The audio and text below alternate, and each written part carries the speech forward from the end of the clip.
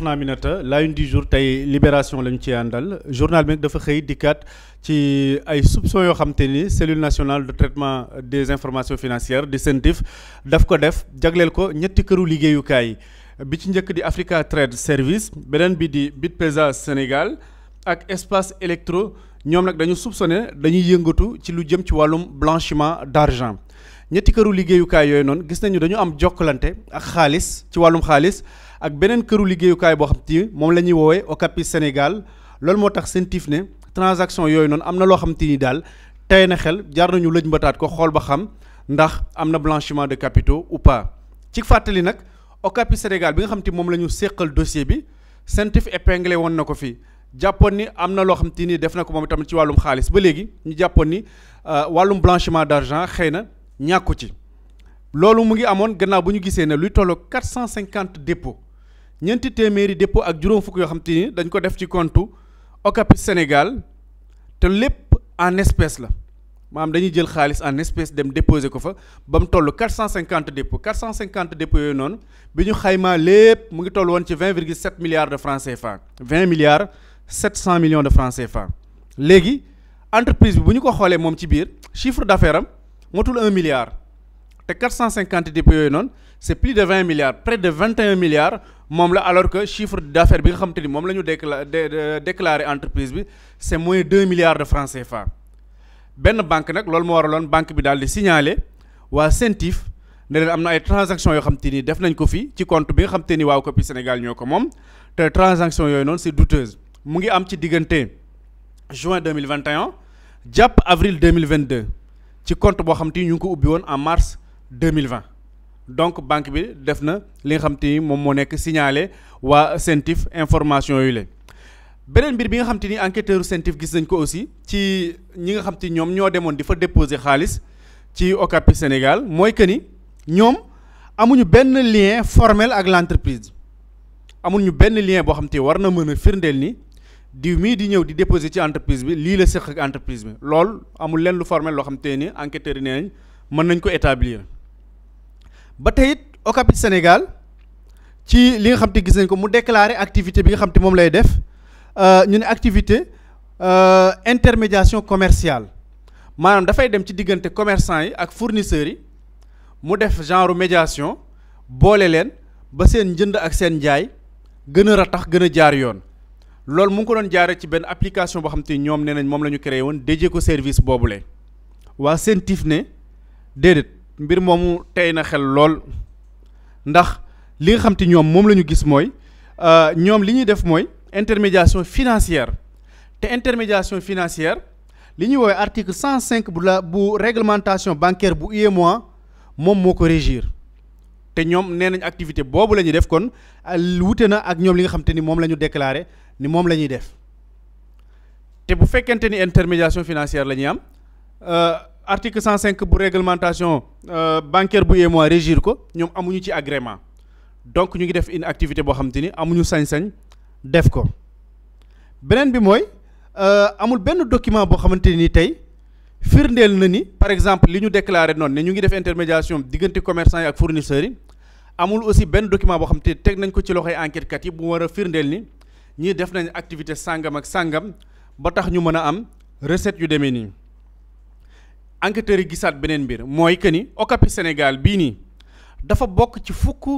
banqaas ak ñaar yi nga xam te ni dafa am genn kër goo xam te ni mën nañ ko jàppee multinational bu tudd Okapi Finance Holding AB boo xam te ni benn société bu nekk Suède la ñu créé woon ko en 2021 moom ci filiale yooyu la bokk te itam gis nañ ni toog nañ ba digg jamono ñu daal di jël li nga xam te ni moom moo di société bii di Okapi Sénégal ci njiitalu ki nga xam te moo nekk Mwepu Gisèle Bilonda bi nga xam te ni moo nekk PDG bu Okapi International AB jël part sociale yi nga xam te Okapi Sénégal am na ko jaay ko Okapi International boobu noonu mais loolu bi ñu ko defee ba pare dañu ko waroon a signaler au niveau des services des impôts defuñu loolu noonu informé wuñu leen dañu continuer li nga xam te ne ni moom moo nekk activité yi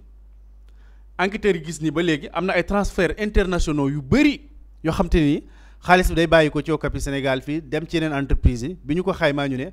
toll na ci 26,4 milliards de francs CFA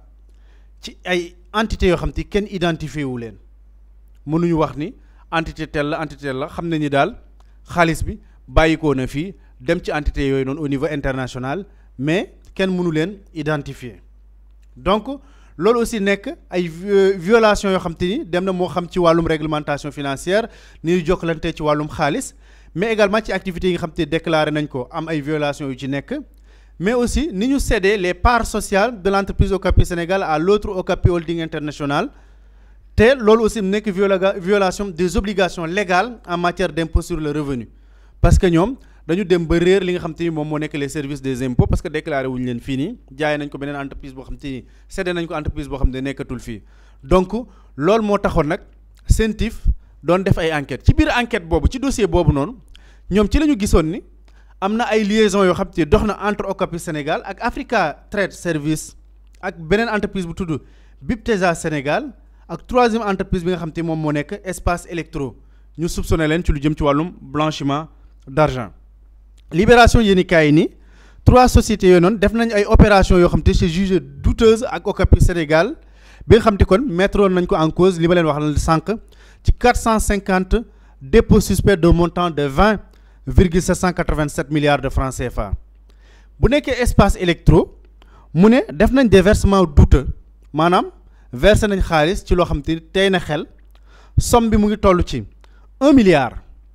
93 millions 230 000 francs CFA ak beneen bu toll ci 1 milliard 74 millions 700 000 francs CFA ñu jël ko ñoom waa Espace Electro moom la ñu def versement jagleel ko Biptesa Sénégal CENTIF di signaler foofu noonu mu ne absence de justificatif fiable maanaam lu xamante ni mën nañ ci sukkandiku ne lii moo waral entreprise bi verser xaalis bi entreprise bële ñu ne firnde yooyu noonu amut loolu la CENTIF wax mu ne am na benn incohérence également ci activité de l'entité bénéficiaire évoluant dans le transfert d'argent et celle du client qui évolue dans la commercialisation d'équipements informatiques kii lu jëm ci wàllum service transfert d'argent lay li yëngatu keneen ki ci lu jëm ci wàllum équipement informatique ñu ne ñoom ñaar ci secteur d'activité yi ñu nekk pour ñu war ci mën a am jokkalante ci wàllum xaalis xaw na tey xel lool donc pour ñu am des éléments yu solide yuy permettre ñu wax ni kon mën nañu firndeel ni lii moo waral xaalis bi jóge ci banque ci entreprise sangam dem ci entreprise sangam loolu dafa naqaree prouver donc loolu moo tax aussi ñoom ñu am ci xel mu tey ba léegi ñu ne le compte de l'Espace Electro crédité nañ ko pour un montant de maanaam def nañ ci xaalis montant de 14 milliards 630 millions 390 700 francs CFA à la date du 9 mai 2023 ci lañ ko dugalal xaalis boobu noonu ñu ne alors que son chiffre d'affaires déclaré est de 10 milliards de francs CFA 10 milliards la déclaré mooy chiffre d'affaires am alors que le 9 mai 2023 daal dinañ koy defal benn dépôt boo xam te ni toll na ci 14 milliards 630 millions 390 720 francs CFA te chiffre d'affaires autant pour moi au lieu de 10 milliards 10 millions la 10 millions moo nekk chiffre d'affaires am Biptesa Sénégal moom aussi am na benn agrément pour se livrer au transfert d'argent ak intermédiation financière ñu viser ko pour 4 déclarations de soupçon maanaam am na 4 déclarations de soupçon yoo xam te def nañ ko yoo xam te dafay tey xel ni moom def na ay transactions financières yoo xam te war na mën a tax daal ñi nga xam te ñoom ñoo yëngatu ci enquête bi ñu saytu ko loolu tax na aussi entre le 4 et le 11 novembre 2021 recevoir na des règlements de facture ñu def ko ci 6 versements maanaam juróom benn versement yoo xam te ni en espèces la deux montants total de 1 milliard 910 millions 96 000 francs CFA kii def versement yooyu noonu mooy Espace Electro en 2022 defoon na yeneen transaction yoo xam te ni c'est un montant de 19 milliards 232 millions 403 789 francs CFA sans justificatif maam amul woon lenn loo xam te mënoon na firndeel ni moom moo tax mu def versement yooyu noonu parce que enquêteurs yi à chaque fois bu ñu gisee ni am na xaalis bu jógee béréb sangam dem béréb sangam li ñu njëkk laaj mooy lan moo waral versement yi boo nee lii la ñu ne la indil kayit yi nga xam te moom moo koy firndeel mais à chaque fois enquêteurs yi dañuy am problème pour ñu jox leen des justificatifs yoo xam te ni moom mooy firndeel lan moo tax ñu def transaction yooyu leen Africa Trade Service moom dem na lu jëmee ni Mali ak Burkina 102 transactions téeméeri transaction ak ñaar moom la Africa Trade Service def diggante Mali ak Burkina yooyu tamit enquêteurs yi ne ba léegi sans justificatif amul loo xam te ni mën na firndeel ni moom moo waral mu def 102 transactions yooyu leen montant transaction yooyu boo koy xool mu ngi toll ci 1 milliard 969 millions 885 mille francs CFA toujours sans justificatif donc loolu moo tax ay banques yi nga xam te dañuy liggéey ak ñoom ñu saisir CENTIF ne mbir yi kat tey na xel ay transactions yu am doole la te xëy na li nga xam te ni moo nekk justificatif yi ko war a firndeel nekkul lu dëgër enquêteurs yi di ci enquête ñoom itamit ñu gis la même chose ni à chaque fois bu ñu gisee ay transactions yoo xam te ni bàyyi ko na ci société bi li dem ci bële du ñu gis justificatif yu dëgër te ñu gis ci ñoom ñaar benn société bu ñuy lëkkalool muy Okapi Sénégal bi mu leen wax sànq moom jot nañu def enquête ci moom ba gis ni am na 20,7 milliards de francs CFA yoo xam te ni déposé nañ ko ci seen i compte te en espèce lañ ko déposé tu imagines 20 milliards nga di ko déposé en espèce loolu nan la war a toll quantité boobu noonu donc ñu di ko topp te loolu noonu mu ngi nekk en 450 dépôts ñeenti téeméeri dépôt ak juróom fukk maanaam ñeenti téeméeri yoon ak juróom fukk dem nañ fa déposé xaalis ci en espèce ba loolu lépp mat 20,7 milliards de francs CFA bi ñuy enquête loolu nag la ñu gis ni am na yeneen ñetti entreprises yi nga gis ni am nañu ak ñoom lu ñu seq loolu moo tax nag waa CENTIF wéyaloon liggéey bi gën ko yaatal ba li nga xam te noonu la ñu agsee ci dossier bi ne jàpp ni daal mbir mi boo moytuwul am na li ñuy woowee blanchiment d'argent ndax nag amul benn yoon boo xam te am nañ ay firnde loo xam te mënees na ci dikkaat donc soxna Aminata daal loolu mooy li nga xam te indi woon nañ ko tey ci une du jour ak journal bi nga xam te moom moo nekk Libération. am na solo Ismaïla Seck Boury mu nekk scandale boo xamante ne si rek waa CENTIF daal dinañu koy gisaat. waaw pour man scandale yi moom tant que phase reddition des comptes ndegem sax dina jeex ndax reddition des comptes yaakaar naa même nguur gi fi nekk durant 5 ans yi nga xam ne nañ ko exercer seen pouvoir bi fi nekk tey ci reddition des comptes la ñu nekk parce que tous ces faits là yi ñuy wax la plupart dañ naan c'est entre 2019 et 2024 maintenant qu'en est-il du premier mandat bi fi gars yi nekkoon entre 2012 et 2019 7 ans yooyu noonu defaguñ le bilan donc bu ñu pousser les enquêtes beaucoup plus loin est-ce que duñ découvrir yeneen yoo xamante ni c'est beaucoup plus grave que lii ñu nekk di assister man li ma jàngat mooy Sénégal comme j'ai l'habitude de le dire dafa nekkoon benn terre bu favorable aux dealers ak ñi nga xamante ni ci lu jubadi la ñuy dox parce que les faits sont là tey lu ci nekk tey loo jël ci wàllu qualification tey bu ñu naan blanchiment d'argent nga jël les faits yi ñuy reprocher yenn entreprise yi tey Okapi je pense que c'est l'entreprise bi nga xam ne sax li mu déclaré woon ci ses activités du loolu lay exercer réellement donc non seulement il y a détournement d'objectifs par rapport même li nga wax dans la constitution même de l'entreprise mais aussi quand on te dit que kooku nga xam ne li mu déclaré ci activité du loolu lay exercer mais mi ngi def des transactions financières de plusieurs milliards et ces milliards là mënu ko justifier donc loolu boo jëlee teg blanchiment d'argent loolu rek ko mën a tuddee mënoo ko tuddee lu dul blanchiment d'argent la et puis il va falloir renseigner wu xaalis boobu tamit fu mu jógee parce que loolu aussi mooy suite logique gu enquête bi xaalis boobu fan la jógeewul ci activité bi entreprise di def fu mu jógee est-ce que alal la ñooñu dañu doon lëkkaloo ay nit yu am yenn ndombal tànk yu kawe yu doon rawale xaalis di ko jaaree ci ñoom c'est une question peut-être enquête bi dinañu ko wax est-ce que xaalis la boo xam ne xaalisu drogue la je pense que loolu aussi enquête bi dinañu ko wax mais loolu pense que mooy l'essentiel même fu xaalis bi jógee xaalis boobu ñu doon